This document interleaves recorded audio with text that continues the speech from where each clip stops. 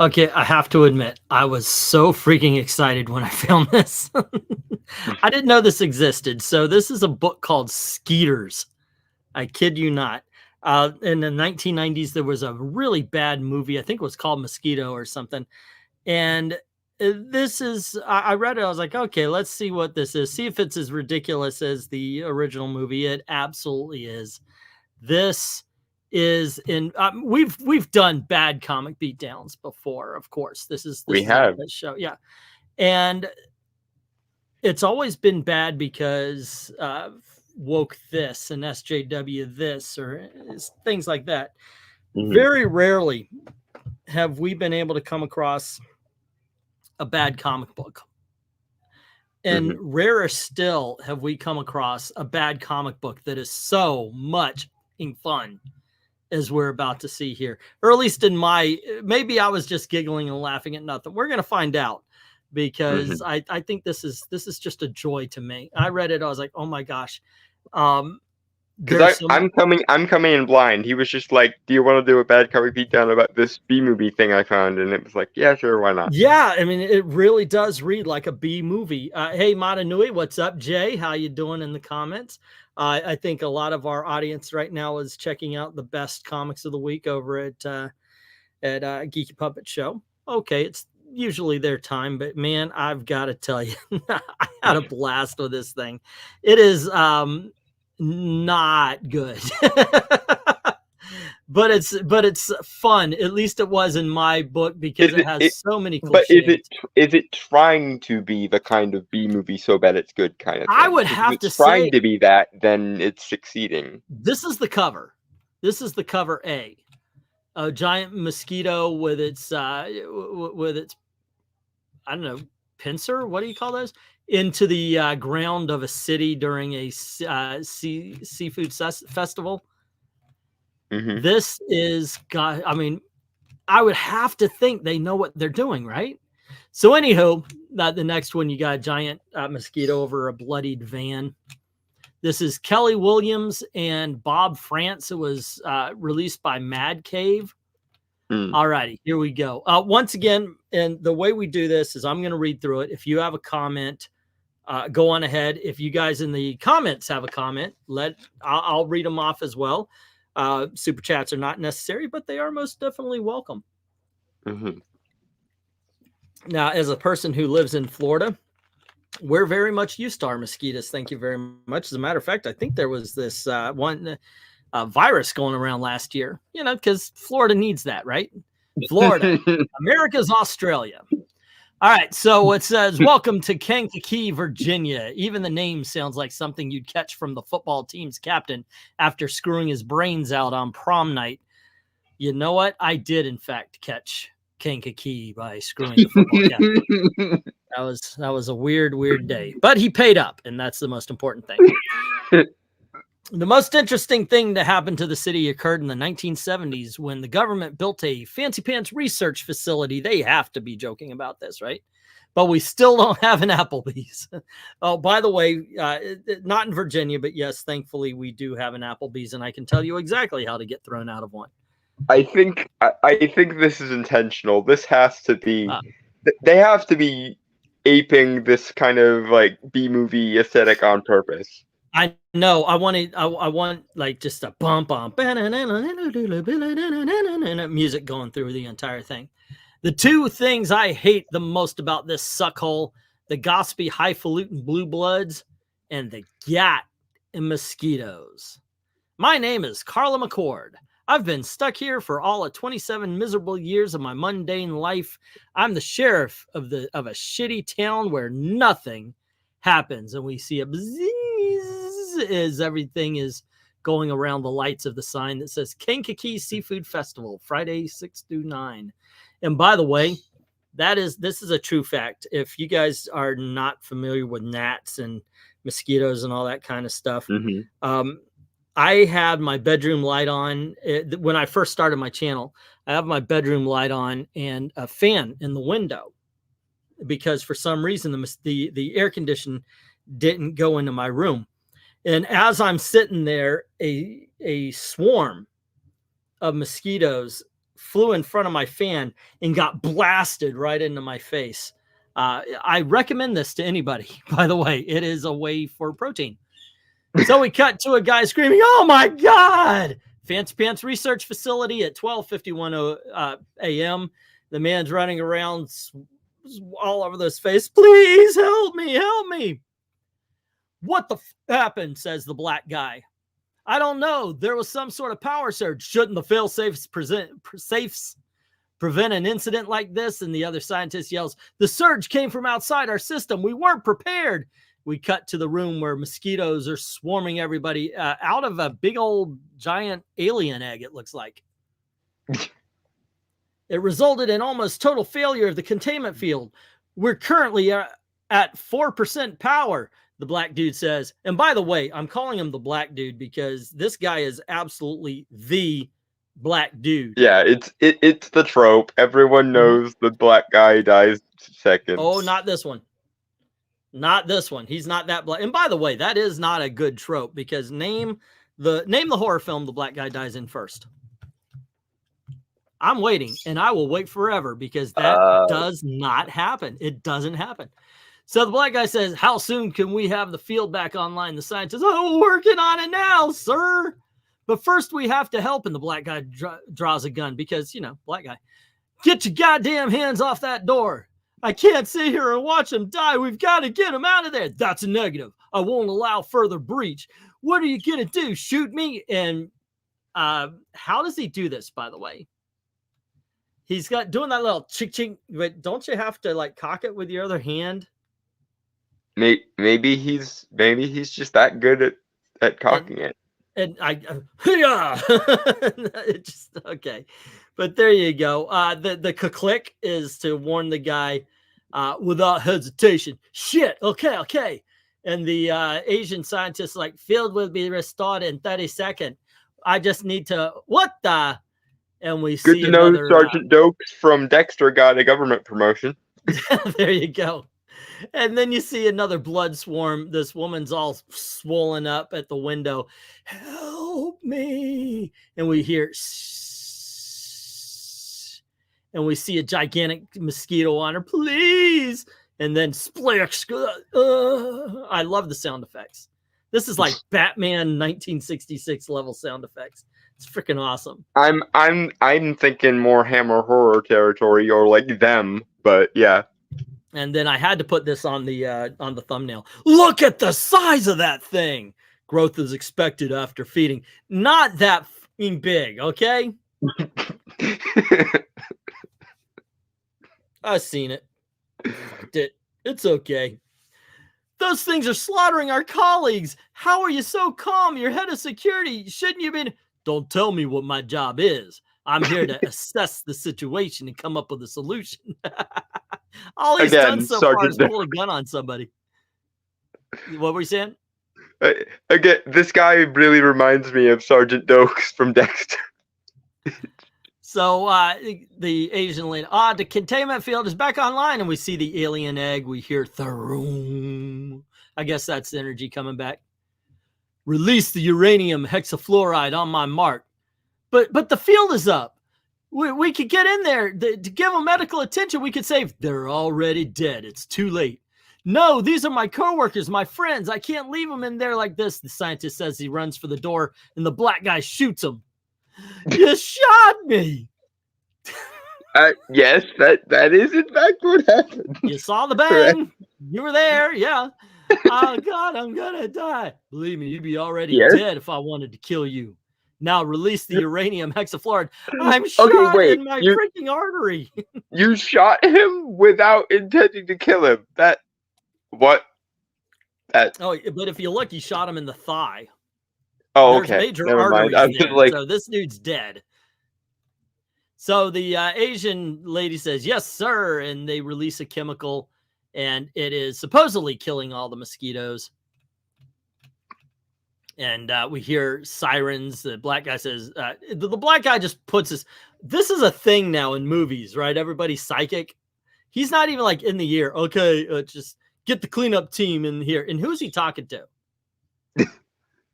So the guy's grabbing, the scientist grabbing onto is like, oh, it hurts so much. And yeah, I guess we need a medic too. What the hell is that thing, sir? They say as they're, I guess, entering the room. We're paying you to find out. Now get to work. I swear to God, this is brilliant. This is so bad. I think there's a Kickstarter or an Indiegogo somewhere on this one. There has to be. But it's not bad out of like laziness or ideology. It's bad because it's trying to be. I think this is done intentionally. I think the goal for this was to recapture the B movie kind of vibe, and it's working. I know it's like, and it's not like 1950s B movie, even though it's a giant monster and all that. It really does scream 1990s kind of. Yeah, yeah. It absolutely. It wouldn't be the 50s because the black guy wouldn't have shot the white guy and got away with it. Mm-hmm. All right, so we have security is waiting outside to speak with you for a debriefing. Who, the dude that was shot? 5 minutes later. But did you have to shoot him, Ronald? The way he was acting in there, you're lucky I didn't kill him. Okay, this guy would be played by Wesley Snipes in the 90s. Young ultimate Nick Fury before the eye patch. Yeah, exactly. So the scientist sighs. So what's next? Security will need to debrief the scientists in the control room. The victims will be sent to medical for an autopsy, eventually incinerated. Really? Lawsuits, unless they recruited from orphanages when they were babies. Okay, so any new intel regarding the specimen? The black guy says, "Oh wait, he's got a name, Ronald, right? Is that it? Yeah, Ronald. Okay, yeah. I got a name for him." And Ronald says, "Unfortunately, no. Well, let's hope it can at least double as a learning experience for the next time something like this happens. But from the look of things, you kept the situation contained and prevented a catastrophe. Excellent work, Ronald. Thank you, sir. Well, call the medical and tell them to expect a delivery." You sort of like shot several people that didn't have any reason to be shot. I'm confused. Yeah, I'm pretty sure he could have just walked up and threw the guy. But yeah, I mean, it's a good job. He only shot one person. That's it. And hello to Glenzer in the comments.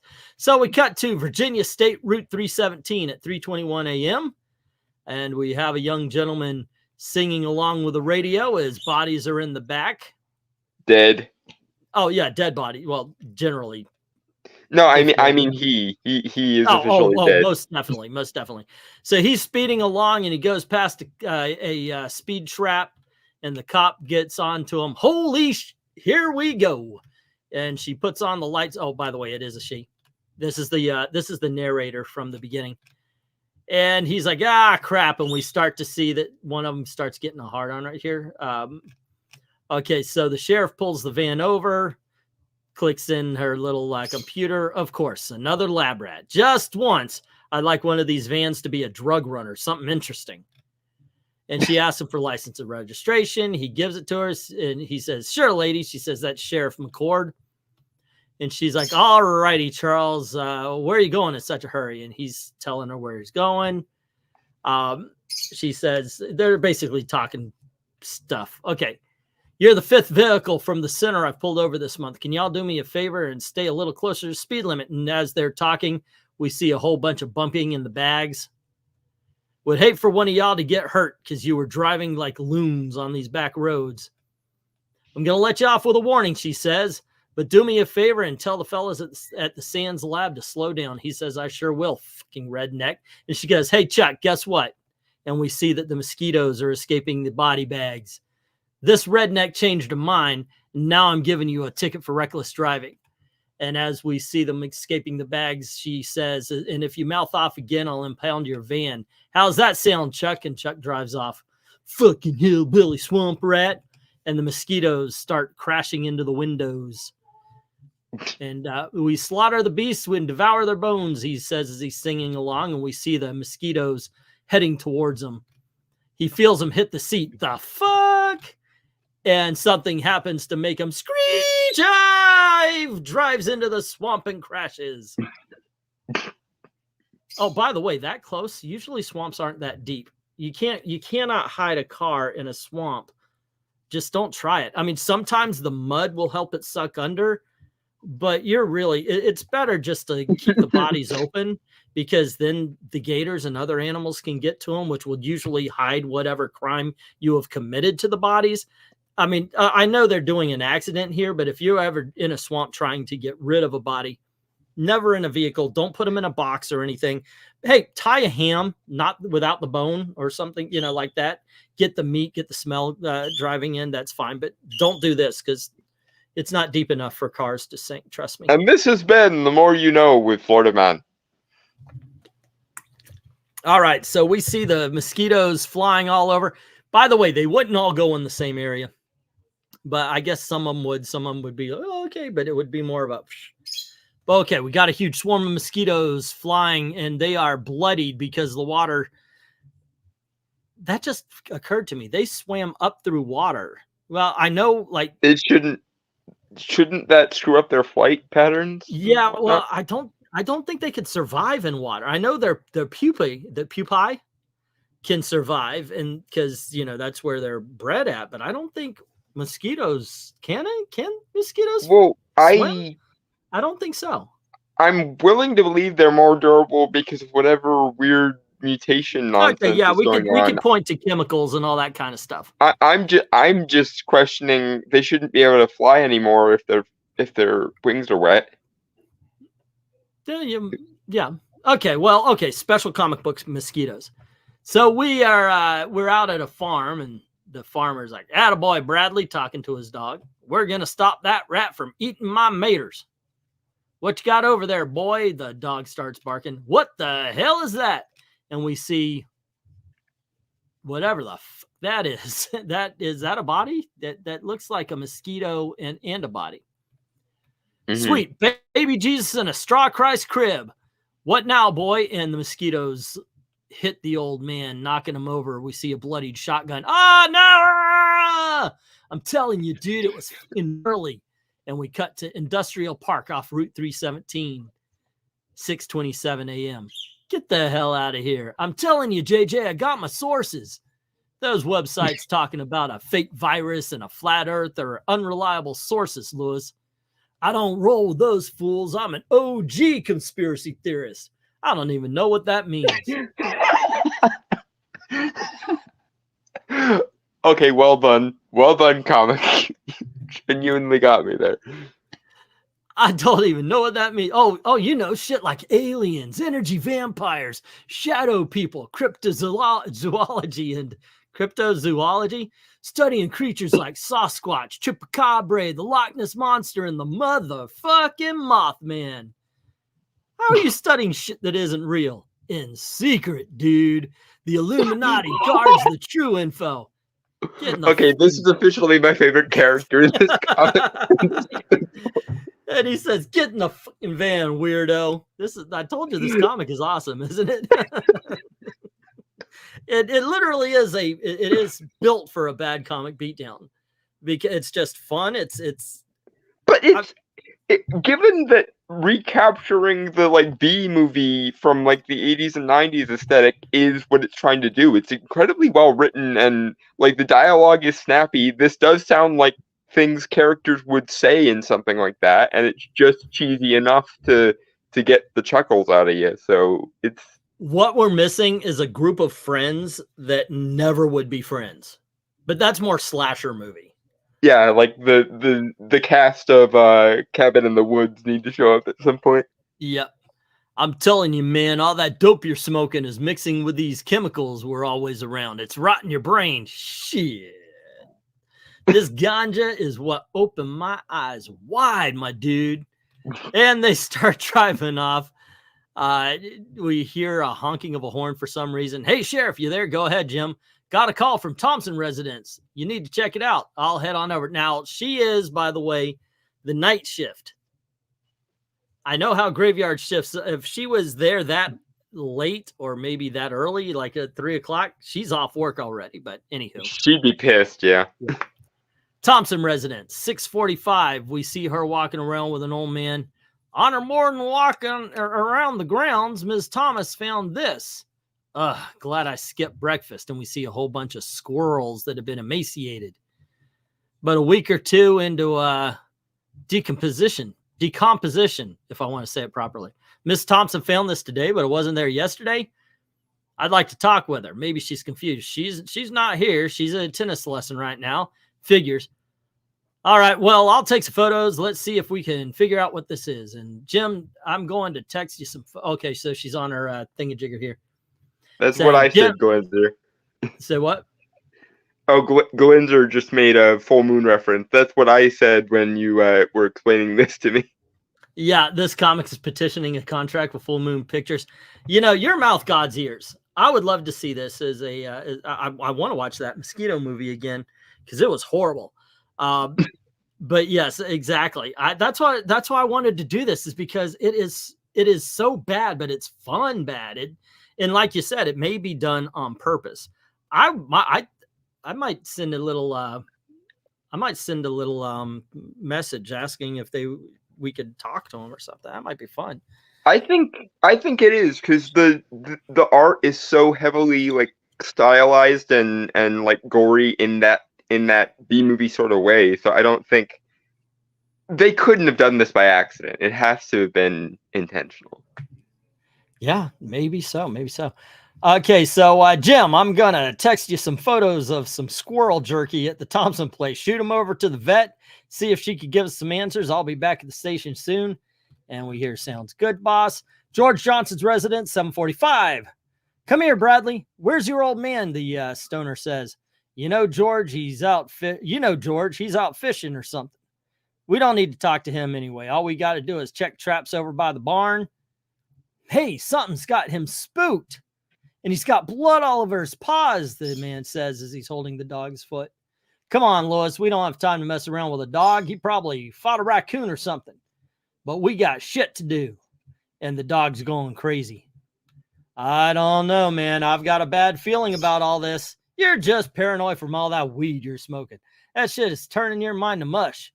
Nah, okay, the stoner is officially the only person who's going to survive this. The stoner and the black federal agent dude are the only people who are going to survive this, probably. Yeah, I want the stoner to survive. Well, number 2 is already out, so we'll land on this one. We'll check out issue number 2. Nah, dude, we ain't got nothing to do with it. Think about it. That old dude is always right there to greet us. He's always talking our ears off. And today he's nowhere to be found. I don't know, man. The dog's got blood and shit all over his paws today. Okay, Sherlock Holmes, fine. After we check these traps, we'll look for the old man. Will that settle your crazy crypto brain? Cryptozoology. Cryptocurrency is that computer money shit that Wall Street bros sink hedge funds into. But yes, it will.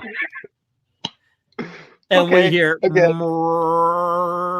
fuck is that? The black guy says. Sound like someone branded a cow. Yo, I told you there was some weird shit going on here. And the black guy opens the barn. The fuck? And we see a giant mosquito. We're going to need a bigger sprayer. As they see a literal giant mosquito. I would shut the door. That would be the end of it. There would be no. It's just, yeah, I'm shutting the door. I'm walking away. I'm leaving, and I'm never coming back. And as I did that, I would hose the door, so maybe some of the poison might slow him down, and I'd pray to get away. Set the barn on fire. But that's it, kids. There you go. That is Skeeters, issue number 1 by Kelly Williams and Bob France, Kevin Cuff, Chaz Pangborn. It's done by Mad Cave, and this is the cover coming up from issue number 2. Okay, you saw it. We talked about it. Tell me that ain't a badass book. No, I love this. I love this, and I want it to go for like 10 issues, and I want there to be a trade so that I can put it on my shelf. I know, right? This book is a lot of fun. It is it's what you hope for when you get this kind of story and everything. I put it in the bad comic beatdown because it reminds me of all those bad sci-fi films and horror films that were released in the late 80s, early 90s. This would have been like sci-fi movie of the week in like 2004 or something. Yep.